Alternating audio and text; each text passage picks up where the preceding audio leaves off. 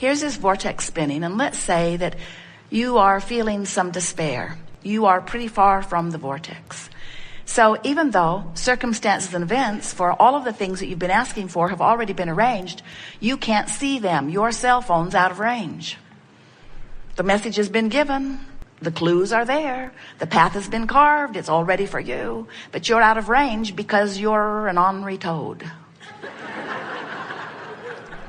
And you say, with good reason, this happened, and this happened, and this happened, and this happened, and this happened, and this happened. And we say, we didn't say that you're not justified in your negative emotion, but we will never say that your negative emotion, no matter what its reason, is justified. In other words, you're justified in the sense that you didn't make it up.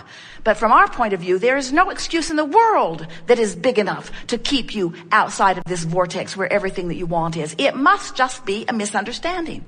We do not think that you would deliberately hold yourself away from who you are, from all you are, and from all you want. You must just be doing it because you don't know any better, or because you've got habits of thought that are a little hard to break.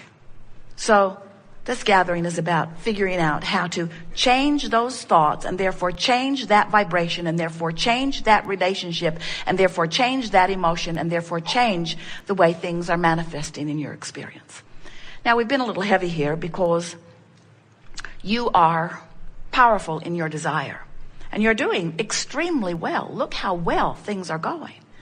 But in order for things to go even better, you've got to make peace with how things are already going. Seems like a backwards approach. When we say to someone who doesn't have something they want, well, you just have to make peace with it. They worry. They say, if I make peace with it, won't the universe say, oh, she's happy with that. Don't bother going to work for her. We say, it doesn't work like that at all. When you make peace with it, you stop resistance. When you let go of the struggle, you soften resistance. Anything that makes you feel better allows you to be swept into the vortex more easily. Well, now you know everything we know that matters. There is nothing more that we could tell you that is of importance. Now you just have to practice getting in the vortex. Esther has been in and out of the vortex, more in than out, almost all of her life. And recently figured out how to get in there on purpose. And as she began to stay in there more consistently, in other words, in, out, in, out, in, out, in, out, in, out, in, she began announcing to Jerry, I'm never coming out. I'm never coming out. Because just the elation of life, the way she felt, the clarity of her mind, her response to the world, the way the world looked, the way the world was responding to her. Why would anybody ever want to be out of the vortex? And then something happened, out she was. She was really irritated about being out. But then she remembered how easy it was to get back in. She developed this sort of regimen where she would lay in her bed every night before she would go to sleep and make lists in her mind of things that she appreciated. And in the morning when she would awaken, she would lie there and find those things again. And then as soon as she would get up, she would go to a chair with Jerry, and she would begin doing a focus wheel to clean up any ragtail vibration that she had discovered in the last 24 hours, where she recognized that there was some vibrational work to do because she had had a little piece of negative emotion about something.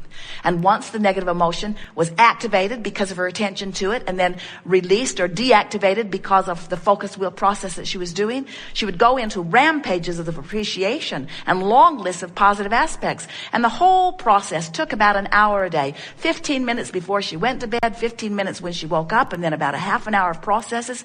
And she discovered that she could stay pretty consistently in the vortex. And that is what we wish for you. Now, if you're not in the vortex and you've got some negative emotion, which is your indicator of resistance, and you don't know it, don't worry, it will get bigger. And if you still don't notice it, don't worry, it will get bigger. Because everything that you are living at all times, every manifestation that surrounds you is an in-the-moment indication of the vibrational relationship between you and you. We're not kidding you. There is nothing that happens to you that is because of something else. The traffic you're in is because of this relationship. The way the waiter treats you is because of this vibrational relationship. The way the economy treats you is because of this relationship. Everything that you are living is an indicator of your vibration. Don't you love that? Don't you love knowing that if your body has some symptom or some diagnosis has been assigned, All it is an indicator of your vibrational relationship between who you've become and who you're letting yourself be. That's all that it is. So it would not matter what the diagnosis is that has been given to you. It's only an indicator of a vibration that you can change. So during this gathering, we want to show you how, regardless of what the reality is, you can change the vibration. And when you change the vibration, the reality has to change. You are invincible. There is nothing that you cannot be or do or have. You just got to know the rules of the game. You got to understand law of attraction. You've got to know what your emotions are telling you, and you got to want to get in the vortex. So we're going to talk a lot today about this vibrational reality, about this vortex of creation. And we really want to emphasize the way law of attraction gathers all cooperative components of everything that you've been asking for. Immediately, all of the things that you want, that you've been wanting for a while, have already assembled. And all that's necessary is for you to get into this vortex, up to speed with this vibration, where you will then see the clear path. Then you will then have the rendezvous. You will then have access to the immediate manifestation of what you've been asking for. But as long as you're outside the vortex, then you're banging around, doing it the hard way, trying to make things happen through words and action, without the experience of this cooperative universe. This is the energy that creates worlds. It's really worth syncing up with, you see. So, we are eager to talk with you about anything that is important to you. Nothing is off limits. You will notice a very nice unfolding. Sometimes others will ask your question even better than you might. Sometimes it's easier for you to get into the vortex if you're sitting out there rather than sitting right here. In any case, we know what's in your vortex because the vibrational reality has assembled before you dragged your physical bodies here. And so we'll have a wonderful day together where whatever it is you're wanting to understand, it is our promise to you that we will express it several times. The question is, will you hear it? And the answer to that is, you will if you're in the vortex. So that's why we spin our web up here. We talk to you about who you are. We remind you of your worthiness. We talk about what life is like from inside the vortex, because if we have any value to you, it is only one thing. Calling you into the vortex is really the only value that we have for you. If we can help you to shift your vibration, your manifestations must shift. Because every manifestation that you're living, whether it's money in the bank or relationships in your life, the material things that have made their way into your experience, every manifestation that you are living is but an indication of your vibration. And when you take a little time, and it really only takes a little time, you'll see as we move forward here today, when you take a little time to move your vibration just a little bit, to feel just a little better, to shift your expectation just a little bit, when you shift your vibration, everything in the universe responds differently to you, because now you have a different point of attraction. So that is our wish for you today, that you are able to find a new and improved point of attraction. Not because yours is lacking in some way, but because it is the eternal quest of all that is to reach for the new vantage point and line up with it. It is the promise of eternity. When you came into this body, you already had the love thing nailed. You already had the I'm worthy beyond verbal description nailed. You knew that when you came.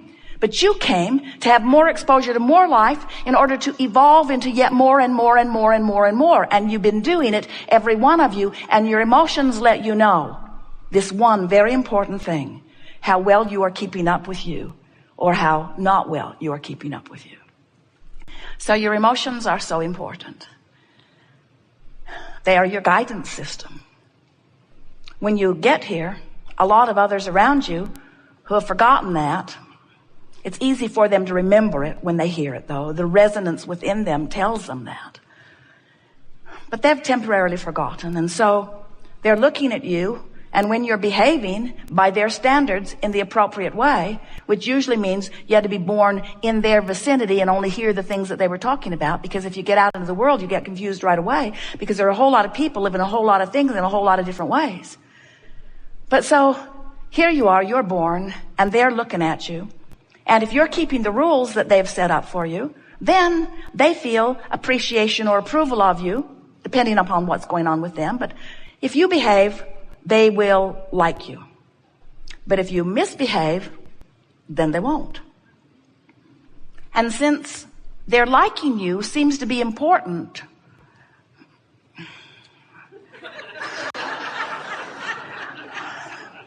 that's another big long story, isn't it? You begin to cater to their approval and disapproval. So without meaning to, you've given up this eternal, do you know how long this guidance system has been in place for you? You give up this eternal association with what you call God, and you turn it over to someone who's having a bad day.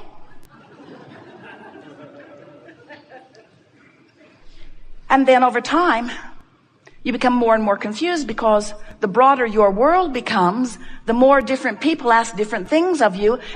You ever had a mother that wanted you in by 10 and a girlfriend that never wanted you to go home? Which one do you please? And that story gets bigger, doesn't it? In other words, when you turn your guidance over to trying to get approval or appreciation from someone outside of your own guidance system, you lose your way. And then outside of this vortex, things are harder. Because when you are outside the vortex of creation, you don't have the benefit of the cooperative universe. You don't have the natural flow of things working for you.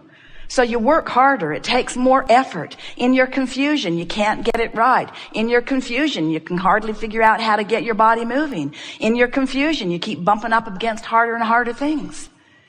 But if you will, at any point, and maybe today is a good day, decide that you're going to let your emotional guidance system be your indicator of whether you're in the vortex where the rendezvousing with what you want is taking place, or whether you're out of the vortex where you're trying to use your action in order to make things happen, and you're bucking all of the currents of the universe, especially your own current of what you want. When you make this vortex really, really important, and you decide that nothing is more important than that I feel good. Because when I feel good, when I'm full of love, I'm in there with all that I am. And when I'm full of hate, I'm outside the vortex on the raw and ragged edge of things. So, now you know everything that is important to know. We are eager to talk with you about anything that matters to you. You will notice that everything that we say is in our desire to help call you into the vortex. We've written a handful of books, and every one of them is full of processes, and every process is there for the singular reason of helping you to find vibrational alignment with who you really are. This is the art of allowing, which is the art of releasing resistance. But when you focus upon the resistance that you're trying to release, you activate it. When you focus upon the allowing you want to achieve, you activate that.